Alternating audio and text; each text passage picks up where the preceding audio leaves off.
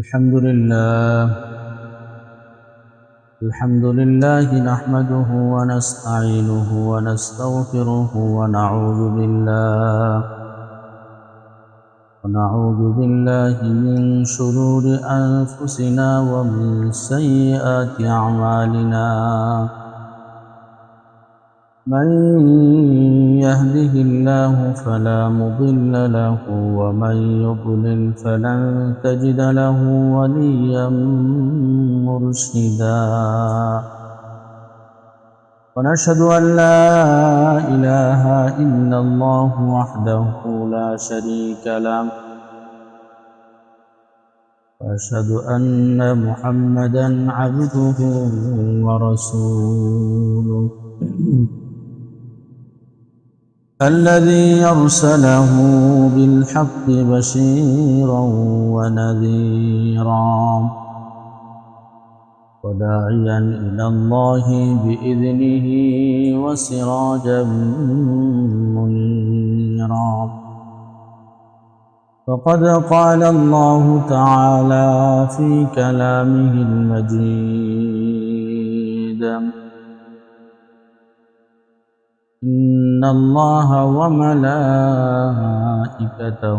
يصلون على النبي يا أيها الذين آمنوا صلوا عليه وسلموا تسليما.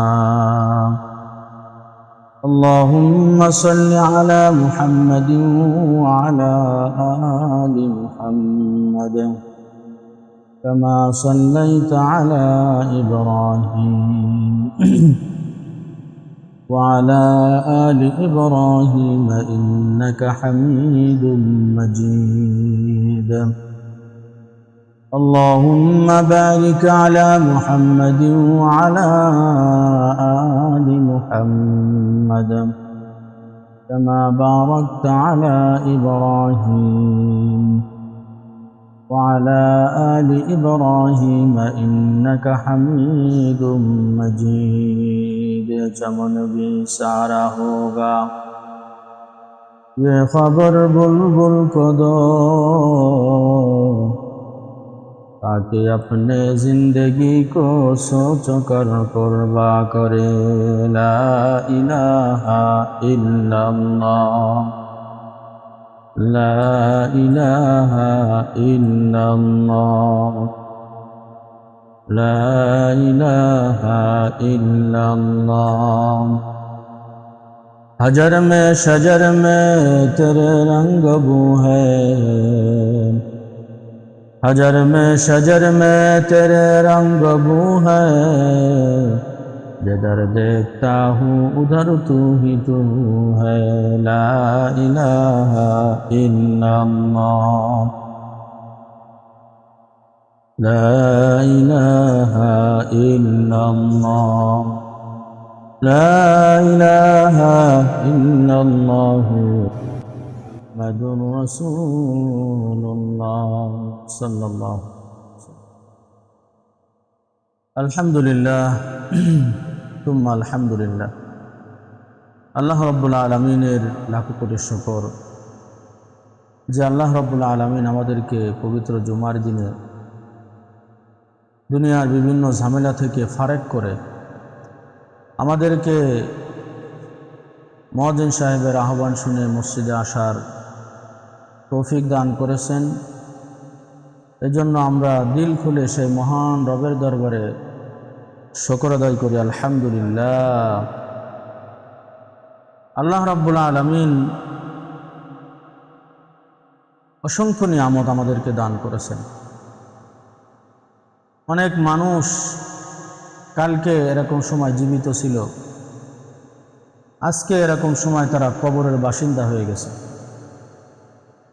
আলহামদুলিল্লাহ আমাদেরকে আল্লাহ তাআলা এখনো বাঁচায় রেখেছেন. গতকাল 10:30টার সময় 10:10টার দিকে একটা জানাজা, ছোট একটা বাচ্চা, হয়তো 7 বছর বয়স হবে, আল্লাহর ডাকে সাড়া দিয়ে চলে গেছে. কালকে সে দুনিয়ার উপরে ছিল, আজকে সে আখিরাতের জগতে, কবরের জগতে, আলমে বরজাখে চলে গেল। আল্লাহ তাআলা আমাদেরকে হায়াতে তৈয়বা দান করেছেন। হায়াতে তৈয়বা যে আমরা পেলাম, হায়াতে তৈয়বা আল্লাহ তাআলা আমাদেরকে দিয়েছেন, কি জন্য দিয়েছেন? এই জিন্দেগিটা কিসের জন্য? আল্লাহ রাব্বুল আলামিন আমাদেরকে সৃষ্টি করেছেন একমাত্র শুধুমাত্র আল্লাহ তাআলার গোলামি করার জন্য। কি ঠিক তো নাকি? শুধু আল্লাহ তাআলার ইবাদত করার জন্য, আল্লাহর পরিচয় লাভ করার জন্য। তা না হলে এই জীবনের কি দাম আছে? আল্লাহ তাআলা তো আমাদেরকে শুধু খাওয়ার জন্য, শোয়ার জন্য, ঘুরে বেড়ানোর জন্য বানাইছেন। দুনিয়ায় ছোট ছোট কোনো কাজ যখন আমি আপনি করি, তখন একটা লক্ষ্য এবং উদ্দেশ্য কিন্তু থাকে আমাদের, থাকে না? একটা গাছ যখন আমি রোপণ করি, একটা কলা গাছ হোক, একটা লিচু গাছ হোক, একটা মেহগনি গাছ হোক, ইত্যাদি ইত্যাদি যত প্রকার গাছ আছে, যে কোনো একটা গাছ যখন আমি আপনি লাগাই বা রোপণ করি, তখন কিন্তু একটা লক্ষ্য থাকে।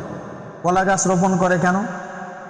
এই কলা গাছ লাগানোর পরে একটা দুধসাগর কলা, এই কলা গাছে কলা হবে, আমার গাভীর দুধ আছে, এই দুধ দিয়ে কলা দিয়ে একসাথে খাবো, কি ঠিক না? এরকম বিভিন্ন রকম মানুষ পুকুরে মাছের চাষ করে, যে পুকুরে মাছ ছাড়বো, পুকুর খনন করতেছি, এই পুকুরে মাছ হবে, সে মাছ আমি আপনি খাবো, আত্মীয় স্বজন আসবে, মেয়ে জামাই আসবে, সেখান থেকে তারা মাছ মারবে, মাছ খাবে, ইত্যাদি ইত্যাদি। প্রত্যেকটা জিনিসের কিন্তু একটা লক্ষ্য এবং উদ্দেশ্য থাকে। আল্লাহ রাব্বুল আলামিন আমাদেরকে তৈরি করেছেন, দুনিয়ায় প্রেরণ করেছেন, আমাদেরকে সৃষ্টি করেছেন, তার একটা উদ্দেশ্য আছে। আল্লাহ তাআলা বলতেছেন, ওয়ামা খালাকতুল জিন্না ওয়াল ইনসা ইল্লা লিয়াবুদুন। মানব এবং দানবকে আমি সৃষ্টি করি নাই, কিন্তু সৃষ্টি করেছি আমার ইবাদতের জন্য। লিয়াবুদুন আই লিয়ারিফুন, আমার পরিচয় লাভ করার জন্য। পরিচয় মানে কি? মানুষ যখন মানুষের পরিচয় সম্পর্কে, মানুষ সম্পর্কে যখন জানে, তখন সে মানুষটার মূল্য বৃদ্ধি হয়ে যায়। সাধারণ মানুষের সাথে যখন কথা বলি, একরকম ভাব নিয়ে কথা বলি, যেমন সরকারি কোনো কর্মচারী, কোনো কর্মকর্তার সাথে যখন আমরা কথা বলি, স্বাভাবিকভাবে দেখা যায় যে কোনো ওসি সাহেব বা কোনো পুলিশ যদি রাস্তাঘাটে কারোর সাথে কথা বলে, সিম্পল পোশাকে একরকম, যদি আমি আপনি জানতে পারি যে এ কিন্তু একজন পুলিশ, তখন কিন্তু তার কথা বলার ভাবটা আলাদা হয়, ঠিক আছে না? কিসের জন্য? যখন আমি তার পরিচয় জানলাম যে ইনি একজন পুলিশ, ইনি একজন ওসি, বা ইনি একজন সেনাবাহিনী কর্মকর্তা, ইত্যাদি ইত্যাদি, যখন আমি জানি, তখন কিন্তু তার পরিবেশটা অন্যরকম হয়। আল্লাহ সম্পর্কে যদি আমি আপনি না জানি, তাহলে কিন্তু তার কথার মূল্য আমার কাছে থাকবে না। আল্লাহ সম্পর্কে আগে জানতে হবে। যেমন আল্লাহ তাআলা কুরআনুল কারীমের ভিতরে বলেছেন, হাল ইয়াস্তাবিল্লাযীনা ইয়ালামুনা ওয়াল্লাযীনা লা ইয়ালামুন, যারা জানে আর যারা জানে না, তারা কোনোদিন সমান হতে পারে না। যারা জানে আর যারা জানে না, শিক্ষিত মানুষ আর অশিক্ষিত মানুষ, শিক্ষিত মানুষ আর মূর্খ মানুষ কোনোদিন সমান হতে পারে না। পারে না। জ্ঞানী মানুষ যদি সে আপনার শত্রু হয়, তার সাথে কিন্তু চলা যায়। মূর্খ মানুষ যদি আপনার কি হয়, বন্ধু হয়, তার সাথে কিন্তু বেশি দিন চলা যায় না। মূর্খ মানুষ যা বলে তাই বোঝে। আল্লাহ রাব্বুল আলামিনের পরিচয় লাভ করতে হলে আল্লাহ রাব্বুল আলামিন সম্পর্কে আমাদেরকে জানতে হবে। যখন আমি আপনি জানবো আল্লাহ রাব্বুল আলামিন সম্পর্কে, তখন কিন্তু আমাকে আল্লাহ রাব্বুল আলামিনকে মানা, আমার জন্য মানা অতীব সহজ হবে। ইলমে দ্বীন শিক্ষা করা ফরজ। দ্বীন শিক্ষা করা ফরজ কেন? দ্বীন মানে কি? ধর্ম শিক্ষা দেয়, ধর্ম আল্লাহকে চিনাই। যে জাতি আল্লাহকে চেনে না, সে কাউকে চেনে না। যে জাতি আল্লাহকে চেনে না, সে কাউকে চেনে না। এজন্য আল্লাহ রাব্বুল আলামিনের গোলাম আমরা, আল্লাহ তাআলার বান্দা। আল্লাহ রাব্বুল আলামিন কে? এটা যখন জানবো তখন কিন্তু আমার জন্য সে আল্লাহ রাব্বুল আলামিনের ইবাদত করা সহজ হবে। শুধু আমার জন্য না, সকলের জন্য। একটা উদাহরণ দিলে বুঝতে পারবেন। আমাদের শহর থেকে যদি ঢাকা উদ্দেশ্যে রওনা হই, আমি একটা টিকিট নিয়েছি 1000 টাকা দিয়ে, পাশের টিকিটটা আর এক ভদ্রলোক ক্রয় করেছে সেও 1000 টাকা দিয়ে। গন্তব্যস্থল হলো ঢাকা। এই ঢাকাতে যাওয়ার সময় যখন পাশাপাশি টিকিট কিনেছি, আমার শহর থেকে যখন আমি উঠবো তখন দেখি যে আমার আগে এক ভদ্রলোক উঠে বসে আছে, সে তার সিটির থেকে আরো সে লোকটা অনেক বড়। অনেক মোটা মানুষ আছে না আমাদের সমাজে, অনেক মোটা মানুষ আছে, অনেক চিকন মানুষও আছে। মোটা মানুষ যদি একটু বেশি মোটা হয় তাহলে কিন্তু তারা ভ্যানালারাও নিতে চায় না, ভ্যানালারাও তারা কিন্তু নিতে চায় না। কিছু মানুষ আছে আমাদের সমাজে চিকন, কিছু মানুষ আছে মোটা, আবার কিছু মানুষের মধ্যম সুন্দর, এরকম বিভিন্ন রকমের সৃষ্টি আল্লাহ তাআলা আমাদেরকে করেছেন। আমি ভদ্রলোক যখন আমি ঢাকায় যাব, গাড়িতে উঠে দেখি যে আমার বাম পাশের সিটে জানালার পাশে একজন ভদ্রলোক বসা আছে। সে ভদ্রলোকটা অনেক মোটা এবং 2 সিটের ভাগ করলে দেখা যায় যে 4 ভাগের 3 ভাগ উনি দখল করে বসে আছে। তার মানে আমার সিটেরও কিছু অংশ উনি নিয়ে বসে আছে। এরকম হয় না? হয়, কিন্তু অনেক সময় হয়। আমি যখন বসে আছি বা আপনারা যখন বসে আছেন তখন কিন্তু দেখেন যে স্বাভাবিকভাবে বসা যাচ্ছে না, তার কারণে আমার বসতে অনেকটা কষ্ট হচ্ছে। আমি শুধু ওই ভদ্রলোকের দিকে বাম দিকে শুধু চাপতেছি, আমারও বসতে দিকে কষ্ট হচ্ছে, আমি বাম দিকে চাপাচাপি করতেছি, অতিষ্ঠ হয়ে যাচ্ছে, কিন্তু কিছু বলার নেই।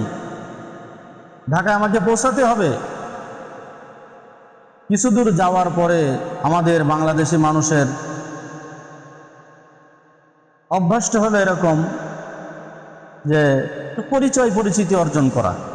ভাইজান, আপনার নাম কি? আপনার বাসা কোথায়? আপনি কে, মানে ইত্যাদি ইত্যাদি, কি করেন, এরকম। ওনার কাছে যখন জিজ্ঞেস করেছে ভাই আপনার নাম কি, উনিও বলতেছেন নাম আমার এই, আপনার নাম কি, নাম এই, ইত্যাদি কথা বলতে বলতে বলতে বলতে দেখা গেল যে 20-25 কিলো পার হয়ে গেছি আমরা।